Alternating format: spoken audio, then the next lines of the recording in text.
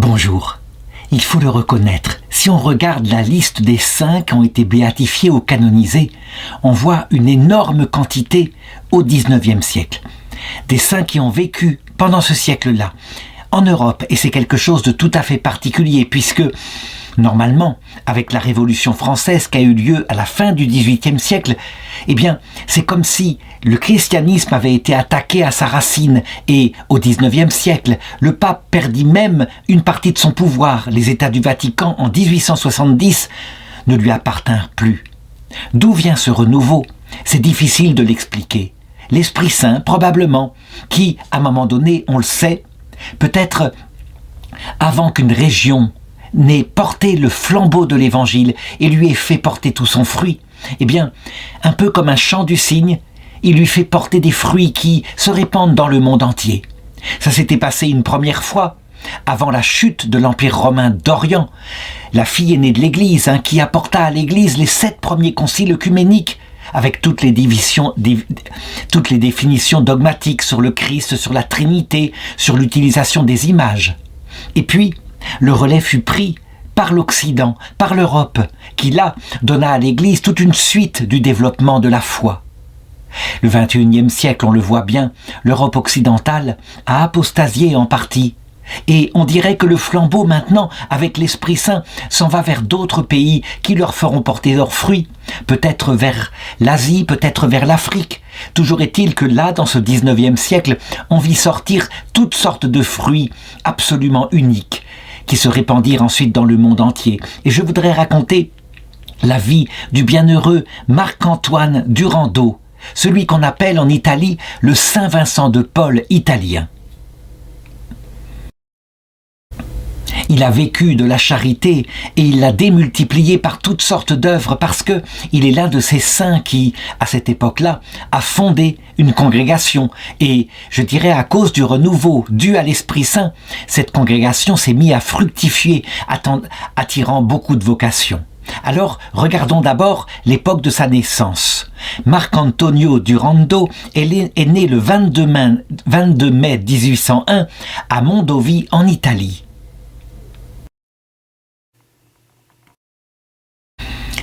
C'est une région du nord de l'Italie et sa famille était très aisée, très appréciée, avec des parents qui s'étaient mariés par amour, mais, on peut le dire, qui étaient très différents. La mère, profondément chrétienne, a communiqué à ses 10 enfants, du moins aux 8 qui ont survécu, qui ne sont pas morts bébés, eh bien, l'intensité de sa foi. Quant au père, lui, c'était l'inverse. C'était un libéral. Il était complètement pris par les idéologies du temps, et en particulier par ce rêve tout à fait légitime, faire l'unité italienne. Or, il y avait un obstacle à l'unité italienne, l'unité nationale italienne, c'était le pape au Vatican, avec ses États au centre de l'Italie. Il ne serait pas possible de faire l'unité italienne avant que l'on ait saisi au pape ces États pour les rendre à l'Italie tout entière. Ce qui fait que, comme il était ainsi et qu'il voulait cette gloire humaine qu'il voyait se développer dans les autres nations européennes, eh bien, il devint quelque peu anticlérical, tout en étant tout de même respectueux devant la piété de sa femme.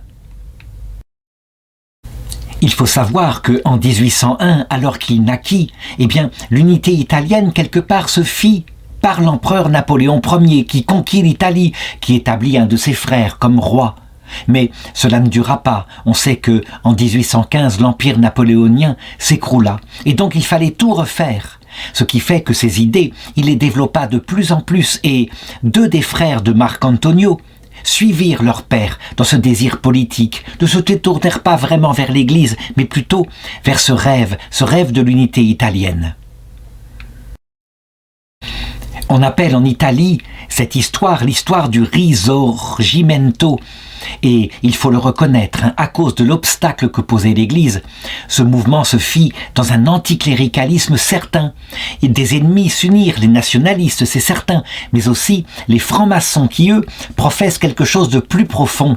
Ils professent qu'il n'y a pas de vie après la mort, que les dogmes de l'Église sont des vieilles superstitions, et donc, eh bien, ils ont un ennemi commun. En ce qui concerne les nationalismes, c'est, eh bien, le rôle politique du pape, et en ce qui concerne les francs-maçons, qui président à l'humanisme athée, eh bien, c'est plutôt sa pensée spirituelle. D'où vient la foi intense qui se développe dans le cœur de Marc-Antoine? Eh bien, je l'ai dit, probablement de sa mère, mais aussi de toutes sortes d'influences qu'il y a autour de lui. Toujours est-il que très jeune, à 15 ans, nous sommes en 1816, Napoléon est tombé il y a à peine un an, eh bien, il a le désir de partir en mission à l'étranger et dans les pays les plus dangereux, là où on donne sa vie, la Chine. Quant à faire, parce que c'est un jeune idéaliste que, pour lui, communiquer le Christ à ceux qui ne le connaissent pas est ce qu'il y a de plus grand, autant partir dans un pays où peut-être il pourra donner sa vie. Pour réaliser cette vocation, eh bien, il obtient de ses parents, il obtient la possibilité de rentrer dans un ordre religieux qui se trouve ici en Italie et qui est originaire de France. Il s'agit d'une congrégation qui a été fondée quelques siècles plus tôt par Saint Vincent de Paul et qui s'adonne à la première des charités, outre la charité fraternelle, à savoir apporter, eh bien, à ceux qui ont faim, apporter de quoi manger. Elle s'adonne à la plus grande des charités. C'est une chose qu'on ignore souvent chez Saint Vincent de Paul. On croit qu'il a essentiellement fondé des œuvres caritatives. Mais il le disait, la plus grande des charités, c'est d'apporter le Christ à ceux qui ne l'ont pas. En effet, le cœur de l'homme n'est pas fait seulement pour manger du pain, même s'il a besoin de pain. Le cœur de l'homme est fait pour savoir pourquoi on est sur terre. Et donc, Saint Vincent de Paul avait fondé une congrégation missionnaire dans laquelle il demande à rentrer. Les missions de Saint Vincent de Paul sont très actives en Italie. Il y rentre, il fait son noviciat. C'est tout à fait ce qu'il lui faut. Il aspire, il le dit à ses supérieurs, partir en Chine. Et à 18 ans, en 1817, il fait ses vœux perpétuels. Ça paraît très tôt. Je dirais, à cette époque-là, on est moins regardant. Il n'y a pas comme maintenant toute une prudence qui permet de faire d'abord un essai, de faire des vœux temporaires pendant 3 ans. À cette époque-là, après le noviciat, on peut s'engager pour la vie. Il est ordonné prêtre en 1824, il a alors 24 ans tout rond. Et là, comme jeune prêtre, plein du zèle de Dieu, plein de cette vie de prière et de cette aspiration éventuellement, pourquoi pas, au martyr, il demande à être envoyé en Chine. Mais ses supérieurs sont raisonnables, Ils voient bien que sa santé n'est pas très solide, que s'il part en Chine, il y a de fortes chances pour qu'il périsse là-bas par les épidémies qui se développent. Et on n'a, il faut le reconnaître à cette époque-là, aucun moyen. On ne sait même pas que les microbes existent. Donc, on préfère lui dire de rester en Italie, où sa santé sera protégée. Et s'il veut être missionnaire, eh bien, très bien. On le poste pendant 5 ans à Casale Monferrato. Et là, on lui demande de rayonner autour des villages, dans le secteur, pour établir la mission. Une mission populaire auprès du peuple italien, qui lui aussi a besoin d'être converti. Il se lance là-dedans et il va expérimenter très tôt le talent qu'il a pour la prédication. Il y a un témoignage de cette époque-là qui raconte qu'il parlait de la miséricorde de Dieu. Il faut le savoir, souvent on pense que à cette époque-là, il y a plutôt une prédication qui est d'ordre, je dirais, secouante, qui parle surtout de l'enfer, du risque de damnation. Ce n'est pas vrai. Il y a aussi beaucoup de prêtres qui parlent d'abord de l'amour de Dieu. Et là, pendant qu'ils parlent, voilà ce que raconte un témoin. La foule se pressait pour l'entendre et elle restait silencieuse et immobile pour l'écouter, fascinée, comme si elle n'était qu'un seul homme. Vraiment, on peut le dire, il a trouvé sa vocation, le succès apostolique qu'il a. Je dirais, le charisme qui émane de lui, manifestement, montre que le Seigneur l'appelle à cela. D'ailleurs, à cette époque-là, il n'est pas bien vieux, toujours. Eh bien, il ne va pas hésiter, puisque à Rome, on a fondé la congrégation pour la propagande de la foi, donc pour l'évangélisation. Puisqu'en France, Napoléon est tombé, qu'on en est en plein dans le renouveau, le roi Louis XVI est au pouvoir, il veut rétablir le catholicisme. Eh bien, il n'hésite pas à partir à Lyon, envoyé par la propagation de la foi, pour inaugurer un collège, le collège de Brignoles-Salles, pour recevoir des séminaristes, des jeunes vocations, pour les ordonner vers les missions étrangères, les missions ad gentes vers la Chine, vers le Vietnam, etc. Et Dieu sait si la France, à son tour, là, va connaître un renouveau et qu'il y aura une quantité immense de missionnaires qui vont sortir de France, évangéliser des régions, comme je l'ai dit, le Vietnam, jusqu'aux Inuits, sans parler du Canada.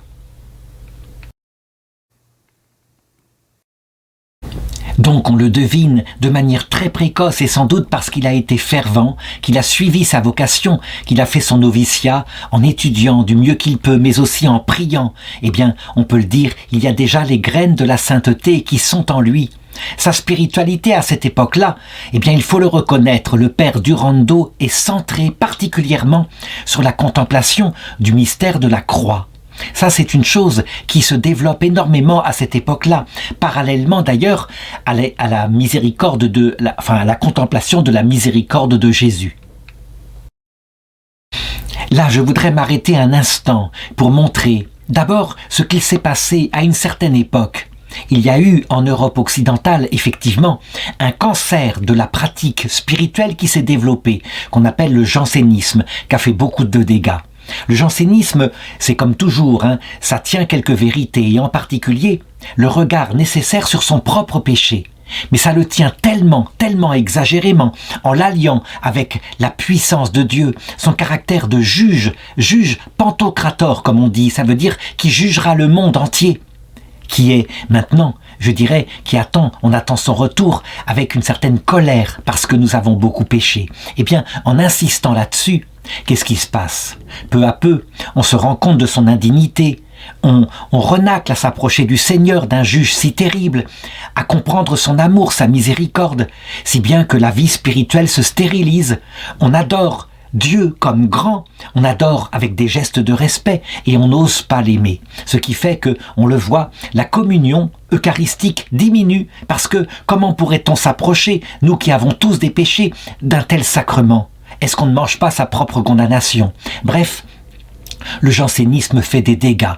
Les papes ne savent pas comment le combattre. Ils ont essayé de toutes les façons. Et je dirais que du haut du ciel, c'est la même chose. Par exemple, il y a eu l'apparition du Christ à Sainte Marguerite-Marie Alacoque, qui a présenté son cœur. On comprend, son cœur, c'est l'inverse de sa justice, c'est son amour, sa miséricorde, le Sacré-Cœur de Jésus, parémonial. Et donc, il essaye de répandre de cette façon-là le Christ, la foi, la certitude qu'il est amour, qu'il est humilité, que son cœur est doux et humble, et donc de combattre avec l'Église, qui est là, qui insiste, les papes combattent avec lui, de combattre le jansénisme. Mais, manifestement, le jansénisme demeure, il revient sans arrêt, sans doute parce que certains ont besoin, pour marcher vers Dieu, d'avoir peur de Dieu. Eh bien lui, au contraire, sa spiritualité, c'est celle de la miséricorde de Dieu. Il la prêche, il le dit. Aujourd'hui, c'est le mystère de la croix, le moment culminant que nous devons contempler, qui nous est révélé le mystère insondable de l'amour de Dieu. Et il ajoute dans ses prédications que dans le mystère de l'humanité du Christ, le fait que lui, le Dieu Tout-Puissant, s'est incarné, transparaît de la façon la plus claire et la plus désarmante l'amour de Dieu pour chaque homme. Donc, il essaye d'indiquer aux chrétiens qu'il faut qu'ils s'approchent du Christ, qu'il n'est pas venu pour condamner, mais pour donner sa miséricorde. Eh bien, sa prédication va avoir un effet formidable. Elle atteint les cœurs, il faut le reconnaître. Voilà, je dirais qu'avec cette première partie, on peut comprendre que le père Marc-Antoine Durando était véritablement partie de son ordre. Il en faisait partie profondément et il apportait comme saint Vincent de Paul en premier lieu la connaissance du Christ et de son amour. Cependant, il faut le reconnaître, saint Vincent de Paul n'a pas fait que cela. Il s'est occupé aussi de toutes les misères matérielles aussi. Par exemple, à son époque, il y avait une misère totale aux galères du roi de France. Et lui, en particulier, se faisant nommer aumônier des galères, il a tout fait pour adoucir la vie de ces pauvres hommes qui avaient certes commis parfois des délits, parfois des crimes, mais qui devaient être traités comme des chrétiens pour qu'ils puissent parvenir à la vie éternelle. Il s'était ensuite occupé des œuvres de miséricorde et en particulier qu'on se souvienne de cet acte fondamental, la création en France des orphelinats. Il faut savoir qu'à cette époque-là, lorsqu'une fille tombait enceinte, ayant été parfois abusée ou séduite par un homme qui quelquefois était dans des familles nobles, c'était parfois une bonne, eh bien, elle était renvoyée de sa place et elle se retrouvait fille-mère avec un enfant qu'elle ne pouvait pas garder parce que, à cette époque chrétienne, une fille qui n'avait pas de mari et qui avait un enfant était considérée comme une fille ayant gravement péché. Elle était méprisée, rejetée. Très souvent, ces filles-là, dans leur détresse, abandonnaient leur bébé juste après l'accouchement au pied des églises, espérant que peut-être quelqu'un les prendrait en pitié. Saint Vincent de Paul se rendit compte de cela un jour. Il adopta un de ces petits bébés. Il l'apporta d'ailleurs aux dames de bon milieu qui s'occupaient de ses œuvres. Et il le déposa en leur disant « Nous allons créer des orphelinats ». Les femmes se révoltèrent dans un premier temps en disant « Mais jamais nos mains de mères, qui sommes fidèles à nos maris, ne vont toucher l'enfant du péché ». Et là, Saint Vincent de Paul s'était mis en colère en disant « Quand Dieu remarque que quelqu'un est fils du péché, alors c'est son propre fils qu'il envoie pour mourir pour les péchés. » Ce qui fait que, bouleversées par cette parole, les femmes acceptèrent de créer les premiers orphelinats pour ces enfants qui étaient malvenus. Eh bien, en ce qui concerne Marc-Antoine Durando, on peut dire c'est la même chose. Il lui faut faire des œuvres pour s'occuper des pauvres. Et comme il prêche formidablement bien, que beaucoup de gens viennent à lui, sont attirés par sa prédication, pensant qu'il est un saint, eh bien, beaucoup de vocations sont à sa disposition. Donc il va profiter de cette époque, qui pourtant est difficile. Napoléon est tombé, je l'ai dit, mais l'unité italienne ne se fait pas, ce qui fait que dans le nord de l'Italie en particulier, beaucoup de gens se révoltent contre l'Église et ses États du Vatican, dont deviennent anticléricaux. Lui, il va fonder en 1833 l'Institut des Filles de la Charité dans le Piémont pour s'occuper de toutes les œuvres qu'il peut y avoir de charité. Les hôpitaux civils, les hôpitaux militaires, ce sont essentiellement des infirmières, des aides-soignantes. Cet ordre a déjà été créé en France, mais il l'importe de cette façon-là. On le voit, toutes les misères de l'homme l'intéressent, mais en même temps, quand il découvre la médaille miraculeuse qu'a fait tant de bien à Paris, on l'appelle comme cela parce que, suite à une apparition de quelqu'un, on ne sait pas, une religieuse paraît-il, on a distribué lors d'une épidémie de choléra cette médaille à Paris, et à chaque fois qu'elle était donnée à quelqu'un, le choléra tombait. Il s'arrêtait, la personne guérissait. La médaille miraculeuse, on le sait, elle représente des choses très profondes, et lui, il se dit, en méditant sur ce qu'elle représente, qu'il faut la répandre. Et donc il va répandre parallèlement, dès 1833, la dévotion à la médaille miraculeuse parmi les jeunes. Il conseille aux jeunes de la porter, et de ne pas se contenter de la porter, même si la Vierge a promis qu'elle protégerait ceux qui la portent, mais de méditer le mystère qu'elle contient. On le voit, jamais les œuvres de charité extérieure ne le détacheront de son rôle de prêtre, l'œuvre de la charité intérieure, la découverte de Dieu, de la Vierge Marie. Voici une image de la médaille miraculeuse. Elle entre tout à fait dans sa spiritualité. Au verso, il y a donc la Vierge Marie, de ses mains tombent des grâces sur la terre. Et au verso, de l'autre côté, il y a 12 étoiles, qui sont le symbole de la Vierge aussi, et puis il y a un M qui porte la croix, ce qui indique que dans les épreuves que vit l'Italie à cette époque-là, la Vierge veut qu'on s'appuie sur elle pour garder la foi dans son Fils.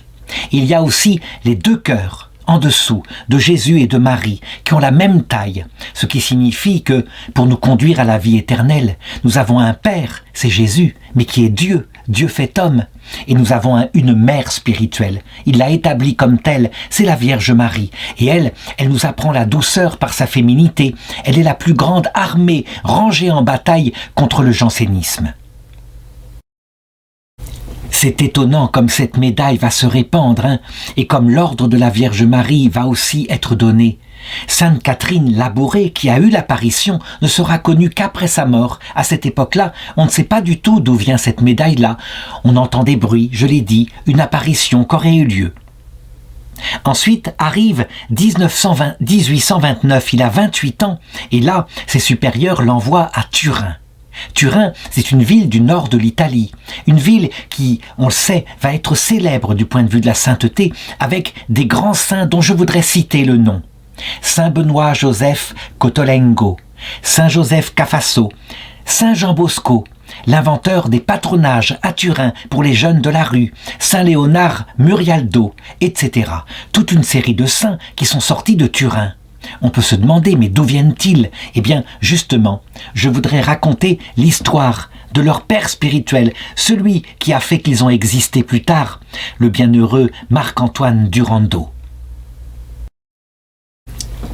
Je l'ai dit, à cette époque-là, après la chute de Napoléon, beaucoup d'ordres religieux avaient été supprimés. Avant la chute de Napoléon, je dirais plutôt.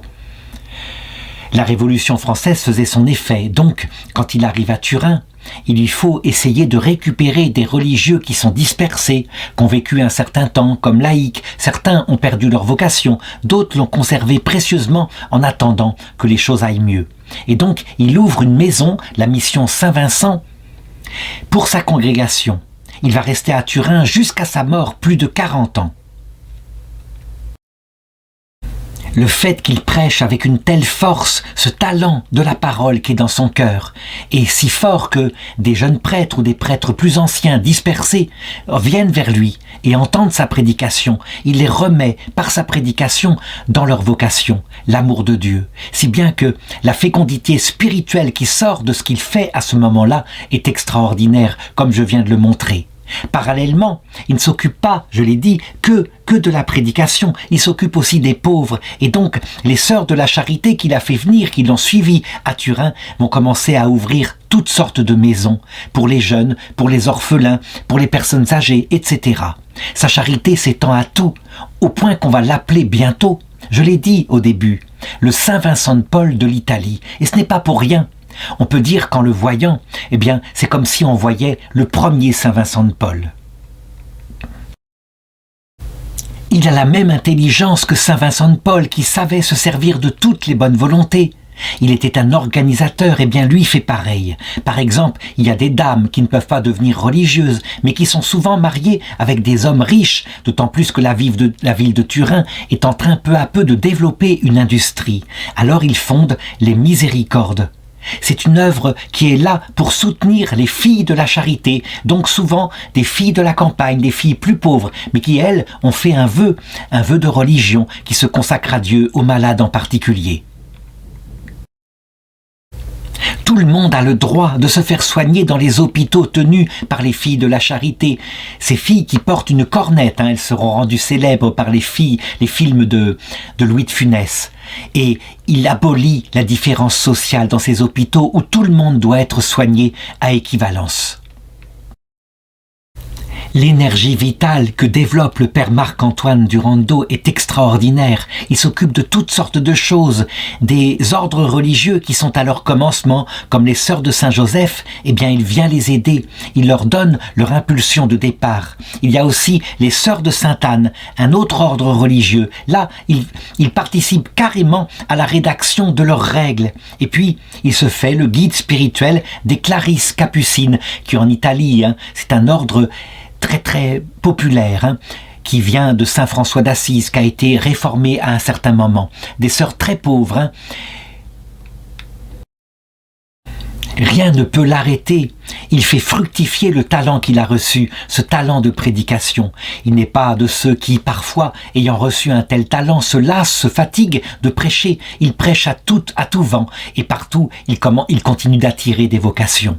Mais je voudrais parler maintenant de ce qui est pour lui son trésor, le chef-d'œuvre de sa vie, son œuvre qu'il aime le plus, qu'il va fonder à 64 ans. Je veux parler de la compagnie de la Passion de Jésus de Nazareth. Et là, vraiment, on peut le dire, c'est par imitation de Saint Vincent de Paul. J'avais parlé tout à l'heure de ces enfants qu'on ne voulait pas toucher à cette époque-là parce qu'ils étaient nés sans le mariage. On les appelait des bâtards, des enfants illégitimes, ils étaient méprisés. Eh bien, curieusement, les bâtards n'avaient pas le droit, en Italie, d'entrer dans la vie religieuse. On n'avait aucun droit. On n'était pas responsable de sa naissance, mais malgré tout, eh bien, quand on avait une réputation d'être né en dehors du mariage, on n'était pas accepté. D'où est-ce que ça venait? Bien probablement d'un certain dégoût par rapport à ces actes sexuels en dehors du mariage, mais probablement peut-être à cause de préjugés, en se disant que si ces enfants étaient nés hors mariage, c'est qu'ils avaient hérité du péché de leur mère. Ce qui est absurde, bien sûr. Eh bien, ces jeunes filles, quelquefois, qui avaient de vraies vocations dans leur cœur, n'arrivaient pas à les réaliser. Et donc il se dit, très bien, on ne veut pas les accueillir. Et si moi, je m'en servais? Et si moi, je les prenais pour les mettre au service du Seigneur? Son idée va scandaliser à son époque au point que on verra un éminent canoniste du Vatican qui disait: si le père Durando venait à moi pour se confesser, je ne pourrais en conscience lui donner l'absolution. Il ne pourrait pas l'avoir. C'est comme ça, c'était la mentalité de l'époque. Du coup, évidemment, quand ces jeunes femmes qui avaient de vraies vocations, qui étaient pas différentes de nous, quand elles apprennent qu'il y a possibilité maintenant, par cette congrégation qu'a fondée le père Durando, d'entrer dans la vie religieuse, elles se précipitent. Et donc, les vocations vont être extrêmement nombreuses. Évidemment, comme ces personnes ont été souvent rejetées, souvent méprisées par la société italienne de cette époque, eh bien, il se dit que la meilleure consécration, là où elles seront la meilleure, ce sera pour s'occuper des plus pauvres, des personnes qui sont marginalisées, rejetées, les personnes souffrantes par toutes sortes de souffrances, et puis les personnes qui sont en train de mourir. Cet institut va extraordinairement fleurir, on peut le dire. Ah, si les autres avaient pu y penser avant lui! Évidemment, pour lui, c'est une merveille que de voir ces filles qui, justement, parce qu'elles ont souffert, sont quelquefois de si excellentes religieuses, plus miséricordieuses que les autres, plus dévouées. Elles savent ce que c'est que d'être rejetées. Et donc, ils les fondent, et cette fondation va se faire dans de grandes souffrances, je l'ai dit, les critiques des prêtres qui sont bien en cours, si on peut parler comme cela, mais aussi, parce que, il faut le remarquer, la date de 1866, 67, 68, c'est ce qui précède, finalement, la fondation de l'unité italienne. Il faut savoir que, en 1870, l'empereur Napoléon III en France, qui protégeait les États du Vatican, va rentrer dans une guerre contre le roi de Prusse. Et le roi de Prusse, en fait, qui est beaucoup mieux préparé à la guerre, va détruire l'Empire français, qui était le seul obstacle à l'unité italienne. L'empereur des Français protégeait les États du Vatican. Ce qui fait que, brutalement, en 1870, eh bien, le pape Pie IX se trouve comme en exil. Il est obligé de se réfugier dans le palais du Vatican, et le palais du Quirinal devient le centre de gouvernement de l'Italie unifiée. Or, comme cette unité italienne s'est faite par des anticléricaux, puisque l'Église était l'obstacle, eh bien, voilà que les ordres religieux, et en particulier le sien, commencent à être menacés. On veut le supprimer, c'est normal. Les gens qui sont maintenant au pouvoir voudraient se venger du retard à l'unité italienne. Pour lui, c'était là son trésor, il s'y est attaché. On peut dire que ça va être un choc terrible. Le Seigneur peut-être a-t-il prévu cela, ne serait-ce que pour appauvrir son cœur, parce que, légitimement, devant le succès de cette œuvre, il ne pouvait forcément que l'aimer, s'y attacher. Or, on le sait, pour se préparer à la vie éternelle, eh bien, il faut être détaché de tout. En tout cas, ça va être un véritable chemin de croix pour lui. Et, je dirais, il va ruser, autant le faire, plutôt que de rentrer frontalement dans les ennemis de l'Église. Il va ruser et racheter par des prête-noms certaines maisons qui lui ont été confisquées en même temps que sa congrégation a été supprimée. Ce qui est extrêmement angoissant, extrêmement risqué. Il le sait, si on se rend compte d'une manière ou d'une autre par une dénonciation qu'en fait la personne civile qui a acheté la maison où il réinstalle les religieuses n'était qu'un prête-nom, eh bien, la maison risque d'être confisquée de nouveau. Donc, on peut dire que cette histoire va être l'épreuve de sa fin de vie. Sa fin de vie qu'il mène courageusement, tandis que peu à peu, il s'approche de la vieillesse. Vraiment, on peut le dire, le nom qu'il avait choisi pour cette belle congrégation, cette congrégation qui a changé complètement la mentalité. Maintenant, il ne viendrait plus à personne l'idée de reprocher à une jeune femme qui est née hors mariage, sa naissance illégitime. On la recevrait telle qu'elle est, comme une créature dont Dieu a créé l'âme. Eh bien, on peut le dire, ce nom, la compagnie de la passion de Jésus de Nazareth, a été sa passion. Il va s'en occuper jusqu'à la fin de sa vie. Il atteint en 1880 l'âge de 79 ans et là, simplement, il s'éteint comme cela. Il a terminé son œuvre sur la terre. Il a laissé une œuvre florissante avec des supérieurs capables de lui donner un devenir pour la suite. Sa dépouille mortelle est enterrée dans le sanctuaire de la Passion à Turin, local de la Visitation. Est-ce certain que le père Marc-Antoine Durando est allé directement au ciel sans avoir besoin de passer un instant par le purgatoire? Je répondrai, ce n'est pas certain. Il y a d'autres prêtres béatifiés, canonisés, comme Claude de la Colombière, celui qui était le père spirituel de Sainte Marguerite-Marie Alacoque, dont on dit qu'il a eu à faire quelque temps de purgatoire. Mais le purgatoire, de l'autre côté, c'est un lieu où on est saint. Pourquoi peut-être eut-il à faire cela? Eh bien, parce que justement, il avait créé de grandes œuvres, il avait été brillant, il avait été admiré pour sa prédication, et donc forcément, quand on se dévoue ainsi par charité, on ne peut que développer, c'est plus fort que soi, un peu d'orgueil. Cependant, il fit tellement de bien que c'est certain, il ne resta pas longtemps au purgatoire, que les gens à qui il avait apporté le Christ prièrent pour lui, et, je dirais, prirent sur lui toutes les souffrances s'il en avait à vivre encore, parce que nul ne peut rentrer dans la gloire sans être mort à soi-même. On peut dire aussi que les épreuves, avec la suppression de son ordre, et puis l'espèce de bataille qu'il fit pour racheter les maisons, cette épreuve lui avait fait connaître sa misère. Toujours est-il que le pape Jean-Paul II le béatifia le 20 octobre 2002 et le Seigneur avait manifesté qu'il était véritablement un saint par un miracle précédent, ce qui veut dire que le Seigneur voulait qu'il soit donné comme modèle. Que conclure? Eh bien, si l'un d'entre nous a un talent de prédication, qu'il ne mette pas ce talent sous le boisseau.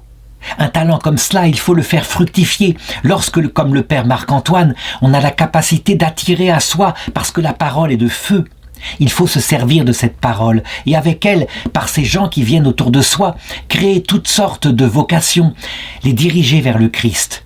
Et si, par hasard, ce talent nous empêche d'entrer directement au paradis parce qu'on s'y attache forcément, eh bien tant pis, ça vaut le coup. Autant faire un peu de purgatoire, comme le disait saint Paul, puisque en échange, toutes ces âmes ont pu aller au paradis. Qu'on se souvienne en effet de cette parole qu'a échappé à saint Paul et qui montre le degré d'amour où il était, lui qui était aussi un grand prédicateur. Romains 9, 3.